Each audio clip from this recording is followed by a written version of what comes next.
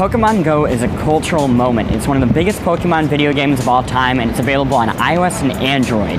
If you're just starting, I have some beginner's tips for you. And if you're really obsessed with the game already, I've got the advanced tips to be the very best. And I'll help you conquer the gyms. So, let's go catch 'em all! If you're just starting on Pokemon, here are some tips for you. First, you'll have 3 Pokemon to choose from at the very beginning: Squirtle, Charmander, and Bulbasaur, who is the best. But if you really want to pick Pikachu, you can. Simply walk away from your 3 options 4 times. On the 4th time, Pikachu will appear, you'll toss a Pokeball at it, and you'll have it in your collection. How do you toss a Pokeball, you might ask? Well, it's quite simple. Put your finger on the ball, flick it forward. There are more advanced techniques, we'll get to those later. Every time you catch a Pokemon, you'll get Stardust, and you'll get candies. Candies are specific to the type of Pokemon you have. So if you catch a whole bunch of Zubats, you're going to have a whole bunch of Zubat candies. And when you have enough, you can spend those and some Stardust to evolve the Zubat into a new creature, in this case, a Golbat. While you're on your path walking about, you're going to see little blue posts. Those are Pokestops, and whenever you visit one, you can collect free items by spinning the little token nearby. These refresh every 5 minutes, so if there aren't a lot in your neighborhood, you can double back after a while and collect more stuff. We'll get into what those items do later, but for now, make sure that every time you visit, you're collecting free things. Now, as you're playing, you might find that the screen freezes or it doesn't connect to the internet. There are a number of bugs in this game. It's still relatively new, but we expect a lot of those to get fixed in the coming weeks, so make sure to keep the game updated regularly. Okay, these are the final and most important tips for a Pokemon Go beginner. First, get a battery pack if you can afford it. It will be a huge help. You don't want to be out in the middle of nowhere searching for a Snorlax only for your battery to die and you not know how to get home. Even if you have the battery pack, conserve your battery. If your phone has the option, go into settings and select a power saving mode, but only if it doesn't affect your GPS. And inside the Pokemon app, you can select another power saving mode from settings. When you choose it, you'll have the normal phone screen, but if you flip it upside down, it dims the game, saving a little bit of power. It'll buzz your phone if a Pokemon is nearby. Lastly, and here's where I don't know if I would encourage this, but maybe you're becoming a bit more of a hardcore gamer. You can turn off the AR mode, not seeing the Pokemon and the world around you, but seeing it inside of a video game. It's joyless, and I don't know anybody who would want to do it, except for maybe my friend, Ross. Alright, at this point you've committed yourself to Pokemon. You've maybe drained your battery once or twice, maybe you've hit level 5 and decided to pick a team. But you've started to question things, like what do footprints actually mean? And what are the ethical implications of domesticating aggressive animals by cramming them into a tiny ball? Then you realize you don't really care about those emotional trivialities because for you, Pokemon has become a numbers game. And to be the very best, you're gonna have to get those numbers as high as possible. So when you're catching Pokemon, you probably notice the ever-shrinking colored ring. It's green when you start out, but later on you'll start seeing yellows, oranges, other shades of red.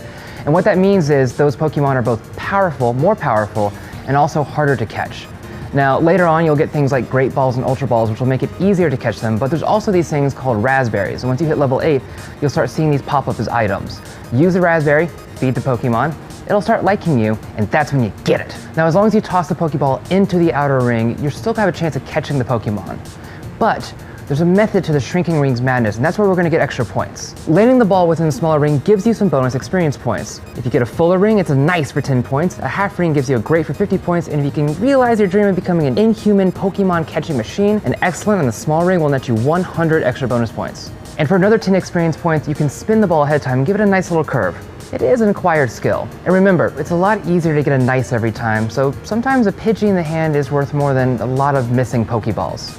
Also, turn off AR mode. Look, if you have it on, obviously you can make a lot of memes, but the internet has made literally every funny joke about Pokemon already. You're not gonna add to this. All you care about is the points. Get those points, turn off AR mode, you might even save a little bit of battery, and that's extra Pokemons in the long run. Okay, so now it's time to talk about catching Pokemon. And I mean catching as many Pokemon as you can, as fast as you can. And they're all good to get. New Pokemon get you, extra experience points, and new Pokemon. The old ones, the repeats, look, you can always transfer them to a farm upstate and you'll get extra candies. And don't worry, they're gonna be fine. Professor Willow promised. So let's talk about those footprints. Basically, if it's got 3 prints, it means it's in the general area and it's gonna show up in your little menu. 2 is closer, 1 is closer still, and no footprints means you should be clicking on it already. Why are you even in that menu? Now, there's no great way to tell if you're walking in the right direction, but you can play a bit of a hot and cold game. Keep that 3x3 grid open, showing all the Pokemon in the area while you walk around, and you can figure out which is closer by the order of the Pokemon. And while you're out searching for the Pokemon, do not forget to use items. They're there for a reason. There's no point to hoard them at all. Incense will attract Pokemon to you at a much faster rate wherever you walk. And while you're doing that, might as well toss in a Lucky Egg. They work great together because they double the experience points of whatever you do in a set period of time as well. And again, this is about getting as many points as you can as fast as you can. But it should be clear by now that I am actually the laziest person in the world. I don't want the Pokemon to like find me in the streets. I want Pokemon to find me at a bar or a coffee shop or a cocktail lounge or a bar. So this is when you actually get the lures. And the lures are great because they help everyone. They're like incense, they attract Pokemon to the location, but it applies to everyone who's playing Pokemon Go. So as long as you got a Pokestop near a bar or perhaps your office break room, you're set. I might even recommend getting friends because the friends can take turns putting down lures after you're done. So just sit back, relax, let the Pokemon come to you. But say you want to stay a little bit more true to the original Pokemon games. Travel across the land searching far and wide. And just like when you get a bike in Cerulean City, getting a bike in Pokemon Go completely changes the game. Pedaling along leisurely will get you to Pokestops faster, help you hatch those pesky eggs, and get you to new areas to catch new Pokemon. On my way to work, I hit about 30 Pokestops, getting Pokeballs, items to heal and attract Pokemon, as well as way more eggs than I could possibly know what to deal with. Mileage may vary if you're not in New York City where the landmarks are super prevalent, but all the more reason to have a bike or skateboard because it will get you from one Pokestop to the next way quicker than walking. Since different Pokemon are in different places, it's important to get there, and a bike is the most efficient way to cover all the areas so you can get different Pokemon in different places. Like I got a Sandshrew when I'm on my way here, or in my apartment all I can get are Zubats because I don't know why. Now, it's important to keep it slow because if you're going too fast, those egg steps don't count anymore. So if you're in a train or a car, it's not going to do you any good. Plus, if you're going too fast, you can't hit on those Pokestops or the Pokemon very accurately. Okay, so let's talk about safety. The bike or skateboard is for getting from point A to point B. Don't play while you're riding in traffic.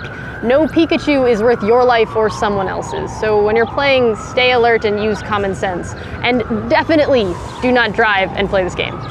So you just hit level 5 and you're ready to start taking on the gyms. You can find gyms at major landmarks and areas of interest. It's helpful to look at the gyms near you and see which factions control them because you can battle for control of gyms that are owned by other factions, but you can only add Pokemon to help defend gyms that are owned by your faction. Pokemon you add to gyms will stay there until the gym is defeated. Since the game is fairly new, there are actually still a bunch of unclaimed gyms. There'll be gray gyms on your map. You can conquer them by adding a Pokemon, but make sure it's a strong Pokemon because that will be the only one left to defend the gym until somebody else adds another Pokemon. Conquering a gym is probably the hardest part of Pokemon Go. You select 6 of your Pokemon to take the gym on. Once the battle begins, you can do 3 things. You can tap to attack, you can swipe to dodge, or you can press and hold to do your special attack. But the special attack only works after you've filled up the blue bubble. You can even team up with other members of your factions to take down gyms. And working together can make beating a gym a lot easier. The gym becomes unclaimed as soon as you beat the gym leader, so add a Pokemon as fast as you can. Otherwise, you risk losing the unclaimed gym to some random bystander who's just gonna reap the benefits of your hard work. Now that you've finished your battle, your Pokemon are probably fainted or pretty weak, so you're gonna need to use items to bring them back to health. And potions and revives can be found at Pokestops, or you can buy them through the app. Train your Pokemon and conquer the city. You're ready to be a Pokemon master.